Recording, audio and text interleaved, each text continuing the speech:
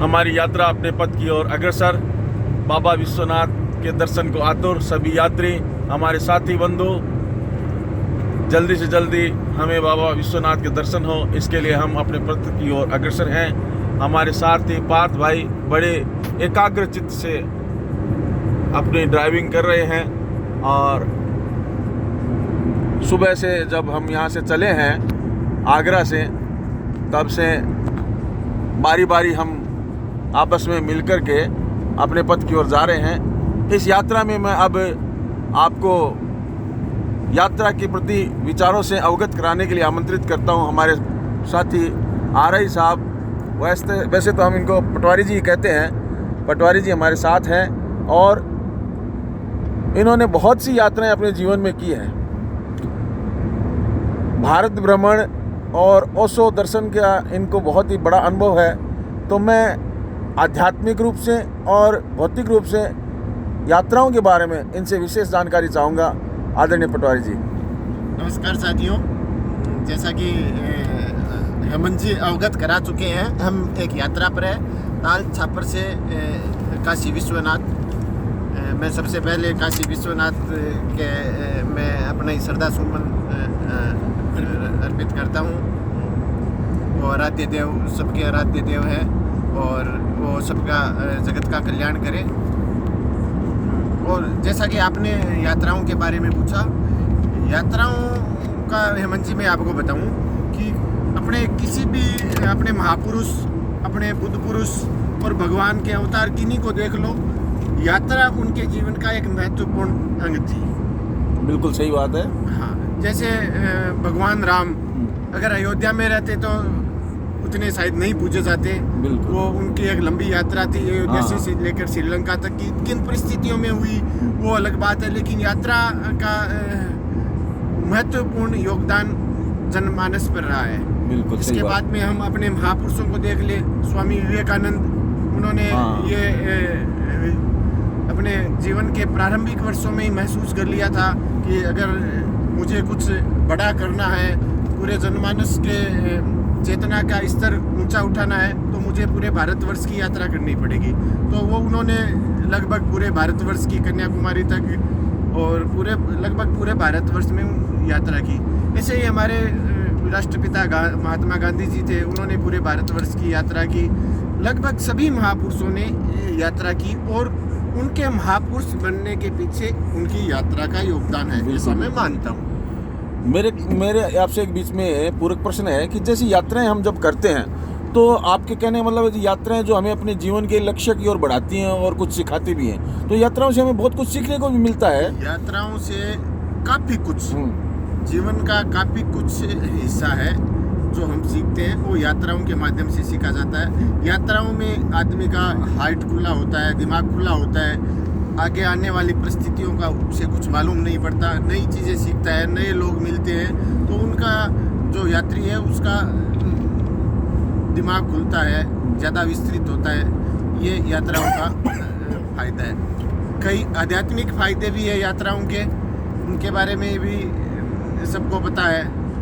भगवान बुद्ध पूरे जीवन भर पर्यंत लगभग 40-42 साल तक यात्राओं में रहे, तो ये एक यात्राओं का धार्मिक और आध्यात्मिक मूल्य भी है, जिसे मुझे नहीं लगता कि कोई नहीं समझता, सारे आप दर्शक समझते हैं इस बात को।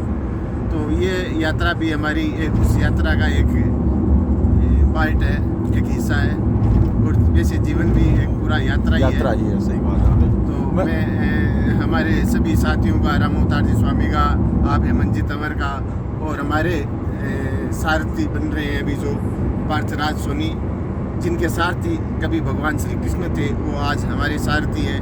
इनका भी यात्राओं के प्रति जो मैं लालच शब्द इस्तेमाल लूँगा, लालच रहता है इनको। हाँ, सही बात है कि कब कौन सी लालसा, लालच जो है, लालयित रहते हैं ये यात्राओं के प्रति। तो हमें ऐसे लोगों का योगदान, सहयोग, साथ मिल रहा है, तो मैं आप सभी का भी तहे दिल से स्वागत करता हूँ। मैं एक बात बीच में आपकी जानना चाहूँगा, थोड़ा सा पूरक प्रश्न एक और है कि जो यात्राएं हैं हमारे जीवन में परिवर्तन लाती है, साथ में हमें अन्य लोगों से जोड़ती भी है। जैसे हम अलग प्रांत में जाते हैं तो वहाँ के कल्चर, वहाँ के लोगों से जब हम मिलते हैं तो उनकी भावनाओं से हमें जुड़ाव मिलता है। तो ये एक एकता का, हमें एकता के सूत्र में भी ज़रूर बांधती होगी। बिल्कुल, एकता के सूत्र में बांधने का तो ये 70 साल 75 साल पहले का अपने है ही।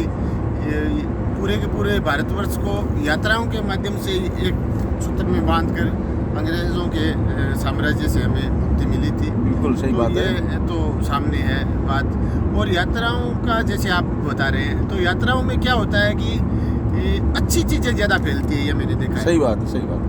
क्यों हर चीज़ में, हर जगह की अच्छाई बुराई दोनों होती है, लेकिन लोग जो यात्री होते हैं उनका मकसद भी ये रहता है और वो उन्हीं प्रयास में रहते हैं अच्छी जगह एक से दूसरे जगह ट्रांसफ़र हो। पटवारी जी, मैं अब दर्शकों को एक बार हमारे जो बहुत ही यात्राओं के प्रति अनुभवी हमारे साथी भाई रामतार जी की तरफ ले जाता हूं और उनसे एक सवाल पूछता हूं। रामतार जी, नमस्कार। रामतार जी, नमस्कार सर। रामतार जी, आपके जीवन में यात्राओं का बहुत ज़्यादा मतलब महत्व रहा है। आपने बहुत संघर्ष भी किया है, बहुत सी यात्राएं भी की है और धार्मिक यात्राएं भी की है, और आप तो व्यापारिक भी इस प्रकार का है कि आपको यात्राएं करनी पड़ती है। तो दोनों यात्राओं में क्या अंतर है, कैसा आप महसूस करते हैं, बताइए आप।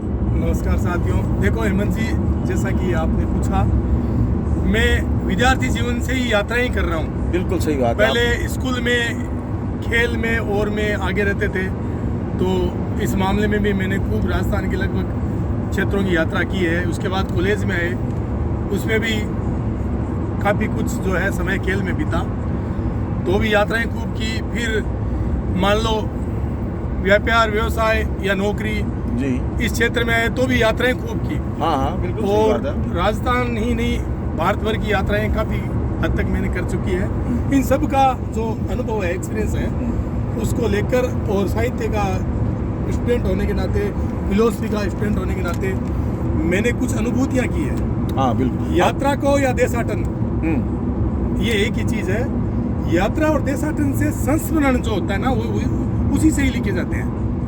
जो अनुभूत की हुई चीज़ें हैं उनको व्यक्त करने में जितना मज़ा आता है ना, उतना किताबें पढ़ने में मज़ा नहीं आता। सही बात कहा आपने। ये प्रैक्टिकली चीज़ है और प्रैक्टिकल हमेशा रुचिकर रहता है। हाँ। आदमी को देखो एक सीधा फायदा इसका मिलता है कि जो स्वयं होता है, जो आदमी जो अंदर ही अंदर अकेलापन महसूस करता है, उसके लिए सबसे बढ़िया चीज़ है कि वो यात्रा करनी जरूर। यात्राएं हमारी सनातन संस्कृति है, वो एक माला में है। इसमें बहुत तरह की, एक सनातन संस्कृति एक मेन रूप है, लेकिन ये कई तरह की संस्कृतियों और कई तरह के जो है क्षेत्रीय और हर तरह के हाव भाव से मिलकर बनी हुई संस्कृति है।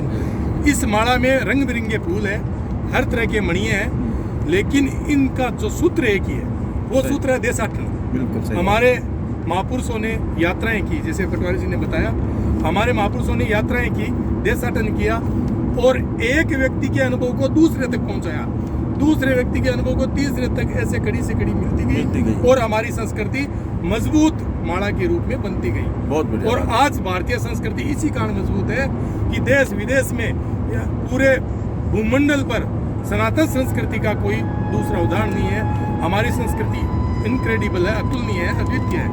वो इसी कारण है कि हमारे महापुरुषों ने कदम ताल करते हुए एक से दूसरे व्यक्ति को मिलाया, उसके भावों को समझा और अच्छाइयों को एक दूसरे से बांटा, ग्रहण भी किया, उनको अच्छाइयों से अवगत भी कराया। इसलिए मनुष्य जीवन की जो मुख्य ध्येय होता है, आप चाहे इस लोक से चले जाओ और परलोक की बात कर लो, देवताओं की बात कर लो, महात्माओं की बात कर लो, गुरुओं की बात कर लो, फिलोसफर है, अरस्तु, सुकरात, प्लेटो, किसी की ले लो, मोहम्मद शाह की भी ले लो, सब कुछ यात्राओं से ही संभव हुआ है। जिन्होंने यात्रा की है, जिन्होंने अनुभव बांटे हैं, जिन्होंने सीखा है, जिन्होंने लोगों को सिखाया है, जिन्होंने अपने विचारों का सबसे आदान प्रदान किया है, उसी का ये फायदा है कि ये जो है ऑल ओवर विश्व में, पूरे वर्ल्ड में हम एक दूसरे की संस्कृति से रूबरू है।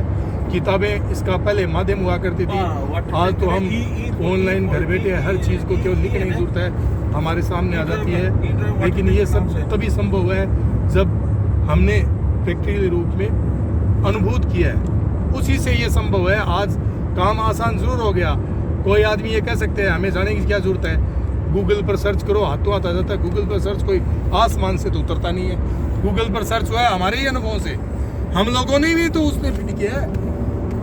मानव मस्तिष्क का ही तो काम है, गूगल बना उससे पहले तो हमारे ये सारे संस्मरण बन चुके थे। देशाटन और प्रेरित प्रसंग संस्मरण हमने किताबों में खुद पढ़े हैं। तो मैं तो यही कहना चाहूँगा कि अपनी संस्कृति है और अच्छे स्थानों की यात्रा करनी चाहिए अपने बच्चों, फैमिली, यारों, दोस्तों।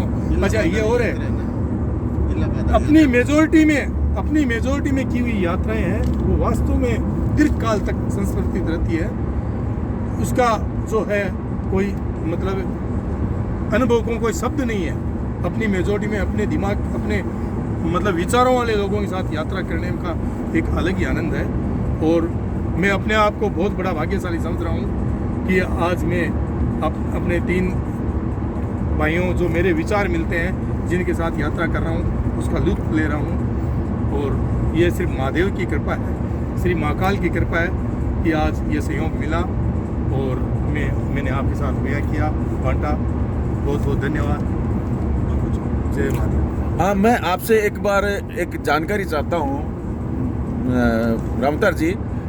यात्राओं के बारे में जब चर्चा चलती है तो एक यात्रा का जिक्र आता है कि एक ऐसी यात्रा हुई थी जिसके अंदर 4 मित्र अचानक से किस प्रकार से एक मतलब अघोषित यात्रा की तरफ निकल गए। जैसे एक साधु अपने घर को छोड़ करके एक अनजाने सफर पे निकल जाता है, वैसे ही जो 4 मित्र थे वो अचानक पता नहीं किस प्रकार से कब उनका प्लान बना, कैसे बना, वो एक यात्रा बड़ा ही विचित्र संस्मरण में बार बार सुनने को मिलता है। मैं आपके मुख से एक बार उसके बारे में थोड़ी सी संक्षिप्त जानकारी चाहूँगा। हेमंत जी, ऐसा है कि वो समय था जो आज के और कॉलेज लाइफ पार करने के बाद के जो बीच का समय था, वो समय था। संयोग कहें या इत्तेफाक कह दें अपनी भाषा में, तो अल सुबह की बात है। आदरणीय कन्हैयालाल जी आरआई साहब, शंकरलाल जी सारस्वत, दिनेश जी, गुरु जी और मैं चारों बस स्टैंड पर बैठे चाय पी रहे थे। ये लगभग सुबह ठंड का टाइम था, 7:30 बजे का टाइम था। उस समय महाकुंभ जो इलाहाबाद प्रयागराज का है, बड़ा कुंभ वो चल रहा था। दिनेश जी ने चर्चा कर दी कि अगर महाकुंभ में जाया जाए तो ऐसा संयोग अगले 44 वर्षों बाद आएगा और हम लोगों को जाना चाहिए। तो आदरणीय पटवारी जी के मुंह से बरबस ये निकल गया कि जाना चाहिए या चलें अभी। तो शंकर जी सार सोता है वो बैठे थे कि मैं तो ऐसे मेले गुजले रात के सोए कपड़ों में सीधा आया हूँ, मुँह ही नहीं धोया अभी, तो ऐसे थोड़ी चलेंगे। तो दिनेश जी ने कहा अगर जाना है तो ऐसे ही जाना पड़ेगा आपको। तो मैंने सुना है कि उसमें एक शर्त रखी गई थी, कोई यहाँ से घर नहीं जाएगा, बिल्कुल, यानी सीधे कुंभ की तरफ ही जाएंगे, घर की तरफ नहीं जाएंगे। उस समय आदर्श विद्या मंदिर में पढ़ाते थे, तो आदरणीय कन्हैयालाल जी ने कह दिया कि देखो उसमें एक शर्त है, न तो घर पर कहने के लिए जाना है, न फोन, उसमें मोबाइल चल गए थे, न फोन करना है। घरवाला फोन है तो आप रिसीव करो और बोल दो उनको कि हम इस यात्रा पर हैं। कहना किसी को नहीं है, जैसे साधु सन्यासी घर से निकलते हैं वैसे निकलना है। ठंड का टाइम था, पूरे कपड़े ही ढंग से पहने हुए नहीं थे। हमने तुरंत बातों में मजाक में बस पकड़ ली, सुजानगढ़ आ गए। फिर कहा, दिनेश जी ने कहा फिर सोच लो क्या करना है, अभी तो मैं स्कूल जा सकता हूँ। तो आदरणीय कन्हैयालाल जी ने कहा नहीं, सोच लिया हमने, तो जो कहा सो किया। ये इनका एक तकिया कलाम है और वास्तव में ये जो कह देते हैं वो करके रहते हैं। अंत तक अपने उद्देश्य को, अपने गोल का पीछा नहीं छोड़ते। ये आज इनके सक्सेस होने का, इनके सफल होने की मेन जो है, इनका जो गोल है, जो मेन जो बात है, मतलब उसी पर विचार किया इन्होंने आज। उस यात्रा में तो मैंने सुना है कि आपके किसी के पास पर्स भी नहीं था, किसी के पास जो हम पायजामा, आप तो केवल स्वेटर पायजामा रात के कपड़ों में आए थे। गुलाबी ठंड थी, ठंड का आता हुआ मौसम था, जनवरी फर्स्ट वीक का टाइम था, तो दिसंबर फर्स्ट वीक का टाइम था। तो मैं जयपुर से आया हुआ था, तो हम लोग सीधे ही जयपुर की बस में बैठ गए, जयपुर आ गए। तो आपकी आगे की व्यवस्थाएं किस प्रकार से बनी? वो महादेव ने की, वो भी बताता हूँ मैं आपको। वहाँ हम अपने रूम पर आए, वहाँ मैंने कहा जो मेरे पास कोट वोट है, पहले आप लोग पहनो, जो बच्चे हो मैं पहन लूँगा। तो हमने वो पहन लिए। उसके बाद जो था, हर आदमी ने 2-2 शर्ट पहन लिए कि आगे ठंड पड़ेगी, और स्वेटर पहन ली। जिनके पास चप्पल थी उन्होंने जूते पहन लिए। स्पॉट है वो। फिर हमने ट्रेवल्स वाले के फोन करके सीधा लखनऊ जो है वो बस बुक कराई, सीट बुक कराई, हमें सीट मिल गई ऐसी लखनऊ से हम नहाए धोए तक नहीं, लखनऊ से हम सीधे इलाहाबाद गए, वहाँ संगम में ही स्नान किया। क्या बात है। सुबह गए हुए पूरी रात, पूरा दिन, पूरी रात, और हम वहाँ दोपहर 11 बजे पहुँचे, वहाँ संगम में स्नान किया और प्रभु को वास्तव में प्रणाम किया कि आपने हमें इस लायक समझा और अचानक से बुलाया। और मैं बीच में आपको बताना चाहता हूँ, अब हम जिस जगह चल रहे हैं वहाँ पे जेट प्लेन उतरने की जो जगह है, ये जो हाईवे है इस पे जेट प्लेन सीधे उतर सकते हैं। तो जिस जगह अभी हम चल रहे हैं वो स्थान है जहाँ पे जेट प्लेन उतरते हैं। और आपके बीच में योगदान के लिए मैं माफ़ी चाहूँगा। अब मैं आपसे ये जानना चाहता हूँ कि जब आप संगम में पहुँचे तो वहाँ पे कैसा माहौल था, कितनी क्या कुछ थी आपके साथ, कैसे मतलब वहाँ पे आपको कैसा लगा कि जैसे पहुँचे तो कि भाई हम जो विचार कर रहे थे और आज संगम में पहुँच गए अचानक। जब हम संगम में पहुँचे तो हमारे पास, देखो सच कहूँ तो कपड़े भी नहीं थे, हम तो एकदम साधु महात्मा है वो, कम से कम अपने कमंडल, कुंडी, पोटली तो लेके जाते हैं। नहीं, वो एक नहाने का जो वर्णन है तो मैं वो चाहता हूँ। घास बिछी हुई थी किनारे पर, संगम किनारे पर, क्योंकि कुमाकुम था, व्यवस्था पूरी थी। तिनका भी इससे अलग कहीं पड़ा हुआ कागज का टुकड़ा नहीं मिला, इतनी गजब की सफाई। तो हमने सोचा कि अपने को सिस्टम से, अनुशासन से रहना है, लेकिन करे क्या, वहाँ ना तो लिए तौलिया नहीं था, ये ठंड का टाइम, तो गीले कपड़ों में घास पे आके बैठ गए जब तक बदन सूखे नहीं। लेकिन वो एक अनुभव था, उस समय हम अपने आप में समर्पित थे, आस्था के प्रति मान लो, भगवान के प्रति मान लो, अपने जुनून के प्रति मान लो, पूरी तरह से समर्पित थे। मैंने एक अनुभव किया है आपकी उस यात्रा के बाद, आप चारों का